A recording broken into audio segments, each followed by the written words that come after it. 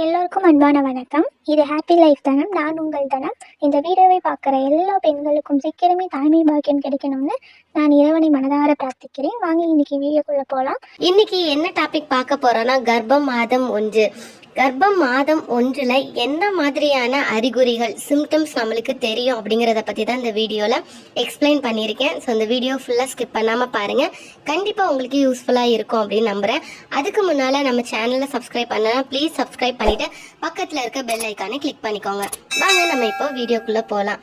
ஒரு பெண் கர்ப்பம் அடைஞ்சிருக்கிற தருணம் தான் அவங்க வாழ்க்கையிலே ரொம்ப ரொம்ப சந்தோஷமான தருணம். அந்த டைமில் நம்ம உடல் உறுப்புகளில் நம்ம உடம்புல சுரக்கக்கூடிய அந்த ஹார்மோன்னாலையும் நமக்கு நிறைய மாறுதல்கள் நம்ம உடம்புல உண்டாகும். அதை தான் நம்ம கர்ப்பகால அறிகுறிகள் அப்படின்னு சொல்றோம். பிரெக்னன்சி சிம்டம்ஸ் அப்படின்னு வந்து சொல்லுவாங்க. ஸோ இந்த ஃபர்ஸ்ட் மாத பிரெக்னன்சில உங்களுக்கு என்ன மாதிரியான அறிகுறிகள்லாம் தோன்றும், நீங்க பிரெக்னென்ட் ஆயிருக்கீங்க அப்படின்னா என்ன மாதிரியான அறிகுறிகள்லாம் உங்க உடம்புல தோன்றும் அப்படிங்கிறத பத்தி தான் இந்த வீடியோல பாக்குறோம்.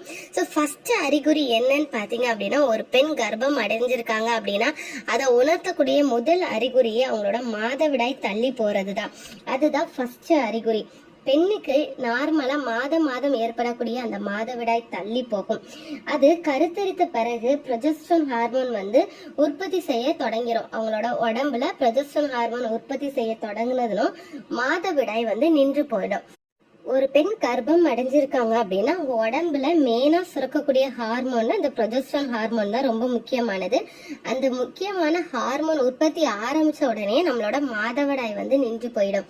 அதனாலதான் ஃபர்ஸ்ட் வந்து டேட் கேட்பாங்க டாக்டர், உங்களுக்கு பீரியட் தள்ளி போய் எத்தனை நாள் ஆகுது, உங்க மாதவிடாய் தள்ளி போய் எத்தனை நாள் ஆகுது அப்படின்னு கேட்பாங்க.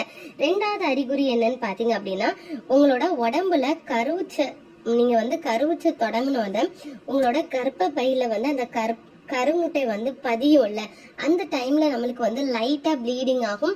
அதை தான் இம்ப்ளான்டேஷன் ப்ளீடிங் அப்படின்னு வந்து சொல்லுவாங்க. அந்த லேசான ரத்தப்போக்கு வந்து ஏற்படும் போது உங்களுக்கு லைட்டா தசைப்பிடிப்பு வந்து ஏற்படும். உங்க வயிற்றுல வந்து லைட்டா இழுத்து பிடிக்கிற மாதிரி இருக்கும். இல்லைன்னா உங்களோட பெண்ணோட பிறப்புறுப்புல ஏதோ இழுத்து பிடிக்கிற மாதிரி இருக்கும். அந்த ரத்தப்போக்கு வந்து உங்களுக்கு லைட்டா தான் இருக்கும், 2-3 டிராப்ஸா தான் இருக்கும். ஸோ அது வந்து உங்களுக்கு பீரியட் பெயின் மாதிரியெல்லாம் இருக்கவே இருக்காது அந்த இம்ப்ளான்டேஷன் ப்ளீடிங் நடக்கும்போது. அது வந்து அப்படி உங்களுக்கு லைட்டா ப்ளீடிங் பீரியட் வராம தள்ளி போய் உங்களுக்கு அப்படி வந்துச்சு அப்படின்னா அது ஒரு கர்ப்பகால அறிகுறி. அதுக்கப்புறம் பாத்தீங்க அப்படின்னா, நீங்க பிரெக்னென்ட் ஆயிருக்கீங்க அப்படின்னா நம்ம உடம்புல தோன்றக்கூடிய 3வது அறிகுறி என்னன்னு பாத்தீங்கன்னா, உங்களோட மார்பகத்துல தோன்றக்கூடிய மாற்றங்கள் தான். ஸோ இந்த மாற்றங்கள் வந்து எப்படி இருக்கும் அப்படின்னு பாத்தீங்க அப்படின்னா, உங்க மார்பகங்கள் எப்பொழுதும் இல்லாம லைட்டா கொஞ்சம் புடைச்சிக்கிட்டு இருந்த மாதிரி இருக்கும். இல்லை அப்படின்னா மார்பகங்களை தொடும்போது வலிக்கலாம். அது முறை அதோட காம்புகள், அந்த மூளை காம்புகள் பாத்தீங்க அப்படின்னா எப்போதும் இருக்கிறத விட டார்க் கலர்ல, கருப்பு கலர்ல நல்லா மாறுறத வந்து உங்களுக்கு தெரியும். அதுக்கப்புறம் இந்த மார்பகங்கள் வந்து உங்களுக்கு அதுல இருக்கக்கூடிய நரம்புகள் வந்து வெளியே புடைச்சிட்டு வந்து இருக்கிற மாதிரி இருக்கும். அந்த மாதிரி உங்களுடைய மார்பகங்கள்ல ஏதாவது ஒரு சேஞ்சஸ் தெரிஞ்சிச்சு அப்படின்னாலும் உங்களுக்கு பிரெக்னன்சிக்கான சிம்டம்ஸ். அடுத்த அறிகுறி என்னன்னு பாத்தீங்க அப்படின்னா, இந்த மூட் ஸ்விங் அப்படின்னு சொல்லுவாங்க. இது எப்படி நம்மளுக்கு தோன்றும் அப்படின்னா, நம்ம உடம்புல வந்து பல ஹார்மோனல் மாற்றங்கள் வந்து நம்மளுக்கு ஏற்படும் அப்படின்னு சொல்றோம்ல. ஸோ இந்த ஹார்மோனல் சேஞ்சஸ்னால தான் நம்ம வந்து திடீர்னு ரொம்ப சந்தோஷமா இருக்க மாதிரி இருக்கும். தேவையே இல்லாம உங்க ஹஸ்பண்ட் கூடயோ இல்லைன்னா உங்க கூட சுற்றி இருக்கவங்க கூடயோ நீங்க கோவப்படுற மாதிரியான தேவையற்ற கோபம், தேவையற்ற சந்தோஷம், அந்த மாதிரிலாம் உங்களுக்கு வந்து பிரெக்னன்சி டைம்ல வந்து ஏற்படும். அதை தான் மூட் ஸ்விங் அப்படின்னு சொல்லுவாங்க. ஸோ அந்த டைம்ல வந்து நீங்க வந்து உங்களை வந்து நீங்களே வருத்திக்க கூடாது. அப்புறம் நீங்க வந்து ரொம்ப தனிமையா இருக்கவே இருக்காதீங்க. உங்க ஹஸ்பண்ட் கூடயும் உங்களுக்கு பிடிச்சவங்க கூடயும் உங்க டைம் வந்து ஸ்பெண்ட் பண்ணிட்டே இருங்க. நல்லா ஹெல்த்தியா சாப்பிடணும். அப்புறம் வந்து நீங்க அந்த ஆரம்ப காலத்திலயே கூட லைட்டா எக்ஸசைஸ்லாம் நீங்க பண்ணலாம். ஸோ அந்த மாதிரிலாம் பண்ணீங்க அப்படின்னா அந்த மூட் ஸ்விங் இருக்காது. அதுக்கு அடுத்து பாத்தீங்க அப்படின்னா, அடுத்த அறிகுறி என்னன்னு பாத்தீங்க அப்படின்னா, வாந்தி அல்லது குமட்டல். இந்த வாந்தி குமட்டலும் எதனால ஏற்படுதுன்னா, நம்ம உடம்புல சுரக்கக்கூடிய அந்த ஹார்மோனல் மாற்றத்தினாலதான் ஏற்படுது. அதுலயும் மெயினான என்னன்னு பாத்தீங்க அப்படின்னா, நம்ம உடல்ல வந்து பீட்டா ஹெச்சிஜி அளவு வந்து அதிகரிச்சுட்டே இருக்கும்.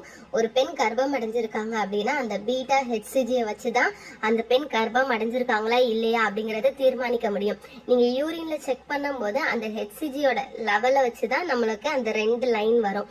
அப்படியே உங்களுக்கு வரல அப்படின்னா அந்த பீட்டா ஹெச்சிஜி அந்த டெஸ்ட் எடுத்து பாருங்க. அந்த டெஸ்ட் எடுத்து பார்த்தீங்க அப்படின்னா உங்களோட பிளட்ல அந்த பீட்டா ஹெச்சிஜி லெவல் எவ்வளோ இருக்கு அதை வச்சு நீங்க பாசிட்டிவா இல்லை உங்களுக்கு பிரெக்னன்சி நெகட்டிவா அப்படின்னு வந்து சொல்லுவாங்க. அது வந்து உங்களுக்கு ஒவ்வொரு நாளும் வந்து இன்க்ரீஸ் ஆகிட்டே இருக்கும். நீங்க ஃபர்ஸ்ட் செக் பண்ண வேல்யூ வந்து நீங்க 2 நாள் கழிச்சு பார்த்தீங்க அப்படின்னா அது 2 மடங்கு இல்லைன்னா அதுக்கு மேல வந்து இன்க்ரீஸ் ஆயிருக்கும். அப்படி இன்க்ரீஸ் ஆயிருந்தாதான் அந்த ஹெல்தி பேபி நம்ம வயிற்றுல இருக்கு, பீட்டா ஹெச்சிஜி நல்லா வந்து இன்க்ரீஸ் ஆகிட்டே இருக்கணும் அப்படின்னு வந்து சொல்லுவாங்க. இந்த பீட்டா ஹெச்சிஜி ஹார்மோன் வந்து ஒவ்வொரு நாளும் அதிகரிக்கிறதுனால தான் இந்த குமட்டல் இல்லைன்னா வாந்தி வந்து வருது அப்படின்னு சொல்லுவாங்க. இந்த வாந்தி சில பேருக்கு பிரெக்னன்சி ஃபுல்லாவே இருக்கும். அந்த மாதிரி இருந்துச்சு அப்படின்னா நம்மளுக்கு பிரெக்னன்சிக்கான ஒரு அறிகுறி தான் அந்த வாந்தி, அந்த குமட்டல். அதுக்கப்புறம் பாத்தீங்க அப்படின்னா ரொம்ப டயர்டா இருக்குது, எப்பவும் விட ரொம்ப சோர்வாகவும் எப்பவுமே தூங்கிட்டே இருக்கணும் அப்படிங்கிற மாதிரியே இருக்கும். இதுவும் பார்த்தீங்க அப்படின்னா நம்ம கர்ப்பப்பையில கருவோட வளர்ச்சி ஏற்படும்ல, ஸோ அதனால உங்க உடல்ல வந்து அதுக்கு ஏத்தாப்புல அந்த மாற்றங்கள்லாம் ஒவ்வொன்றும் நடக்க ஆரம்பிச்சுட்டே இருக்கும். அதனால நம்மளுக்கு எப்பவும் இருக்கிற அந்த பாடி பார்ட்ஸ் எல்லாம் கூட கொஞ்சம் ஆக்டிவா அதுக்கு குழந்தைக்கும் தேவையான எல்லா வேலையும் நடந்துட்டு இருக்கிறதுனால நம்மளுக்கு எப்பவுமே உடல் வந்து ரொம்ப சோர்வா இருந்த மாதிரி இருக்கும். அடுத்த அறிகுறி என்னன்னு பாத்தீங்க அப்படின்னா சிறுநீர் அடிக்கடி கழிக்கிறது. அது எதனால ஏற்படுது அப்படின்னு பாத்தீங்கன்னா உடல்ல வந்து ப்ரொஜெஸ்டரான் ஹார்மோனோட அளவு வந்து அதிகரிக்கும் போது கர்ப்பப்பையில வந்து ரத்த ஓட்டமும் அதிகரிக்கும். நம்ம நார்மலா இருக்கிற ரத்த ஓட்டத்தை விட அதிகமா ரத்த ஓட்டம் வந்து இருக்கும். அதனால நம்ம சிறுநீரகங்கள் வந்து அதிகமா வேலை செய்யற மாதிரி இருக்கும். அதன் விளைவா தான் நம்ம பிரெக்னன்ட் டைம்ல அடிக்கடி யூரின் போனோம் அப்படிங்கிற ஒரு உணர்வு வந்து ஏற்படுது. அடுத்த அறிகுறி என்னன்னு பாத்தீங்க அப்படின்னா நெஞ்செரிச்சல். இந்த நெஞ்செரிச்சல் அப்படிங்கிறது எதனால ஏற்படுது அப்படின்னு பாத்தீங்கன்னா கர்ப்ப காலத்துல நம்மளோட உடம்புல ஹார்மோன் மற்றும் உடல் ரீதியான மாற்றங்கள் வந்து நிறைய வந்து ஏற்பட்டுட்டே இருக்கும். அந்த உடல் மாற்றங்கள்ல தான் அந்த ஆசிட் ரிஃப்ளெக்ஷன் வந்து நடைபெறும்.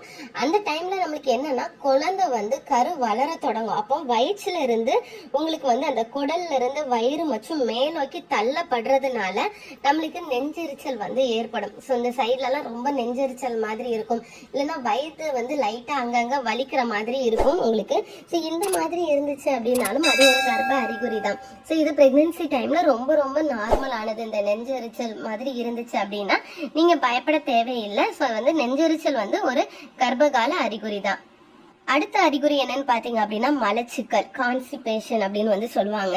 இது எதனால ஏற்படுது அப்படின்னு பாத்தீங்கன்னா ப்ரொஜெஸ்டரான் ஹார்மோன் வந்து நம்ம உடம்புல இருக்கிற தசைகள் எல்லாத்தையும் வந்து தளர்த்தி லைட்டாக்கி விடும். ஸோ அப்போ வந்து நம்ம உடல்ல வந்து உணவு வந்து போகும்போது அந்த குடல் வழியா வந்து மெதுவா தான் போகும். இதனால நம்மளுக்கு செரிமானம் வந்து ரொம்ப மெதுவா தான் நடைபெறும். இதன் விளைவா தான் நம்மளுக்கு மலச்சிக்கல் வந்து ஏற்படும். இது வந்து பாதி பேருக்கு வந்து இருக்காது, சில பேருக்கு வந்து கண்டிப்பா இது வந்து மேக்சிமம் வந்து இருக்கும். இந்த மலச்சிக்கல் வர்றதுனால அடிக்கடி வந்து தலைவலியும் வர்றதுக்கு வாய்ப்பு இருக்கு. இது நார்மலாவே ஒருத்தவங்களுக்கு வந்து மோஷன் ஒழுங்கா போகல அப்படின்னா அவங்களுக்கு ஹெட் பெயின் வந்து கண்டிப்பா வரும்.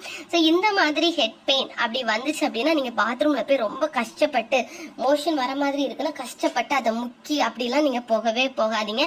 நிறைய தண்ணி குடிங்க. ஆரஞ்சு ஜூஸ் வந்து நிறைய எடுத்துக்கிட்டீங்க அப்படின்னாலே அந்த மலச்சிக்கல் வந்து தவிர்த்தலாம்.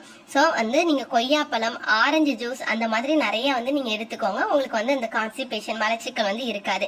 ஸோ இந்த கர்ப்ப காலத்துல நல்ல ஹெல்த்தியா சாப்பிடுங்க, ரொம்ப சந்தோஷமா இருங்க. இந்த அறிகுறிகள்லாம் உங்களுக்கு வந்து ஒரு அன்கம்ஃபர்டபுளா அது வந்து உங்களுக்கே ஒரு மாதிரி இருக்கலாம். பட் இருந்தாலும் இது வந்து ஒரு சந்தோஷமான நிகழ்வு. நம்ம வயிற்றுல வளர்ற அந்த கருவுக்காக, நம்மளோட குழந்தைக்காக நமக்கு இந்த மாதிரியான சிம்டம்ஸ் வருது அப்படின்னு வந்து நீங்க அதை வந்து சந்தோஷமா எடுத்துக்கோங்க. இந்த அறிகுறிகள்லாம் இல்லையே அப்ப நான் பிரெக்னென்ட் ஆயிருக்க மாட்டேனா அப்படின்லாம் நீங்க நினைக்காதீங்க. சில பேருக்கு இந்த அறிகுறிகள் இல்லாமே கண்டிப்பா பிரெக்னென்ட் ஆவாங்க. ஸோ யாரும் ஒரி பண்ணாதீங்க. நல்லா ஹெல்த்தியா சாப்பிடுங்க. மனசை வந்து எப்பவுமே வந்து அமைதியாகவும் நல்ல சந்தோஷமாகவும் வச்சுக்கோங்க. கண்டிப்பா எல்லாருக்கும் நல்லதே நடக்கும். இந்த வீடியோ பிடிச்சிருந்தா லைக் பண்ணுங்க, ஷேர் பண்ணுங்க, கமெண்ட் பண்ணுங்க, மறக்காம சப்ஸ்கிரைப் பண்ணுங்க, பக்கத்துல இருக்க பெல் ஐக்கனை கிளிக் பண்ணுங்க. எந்த ஒரு டவுட்டா இருந்தாலும் கமெண்ட் செக்ஷன்ல தெரியப்படுத்துங்க, நாங்க உங்களுக்கு ரிப்ளை பண்றோம்.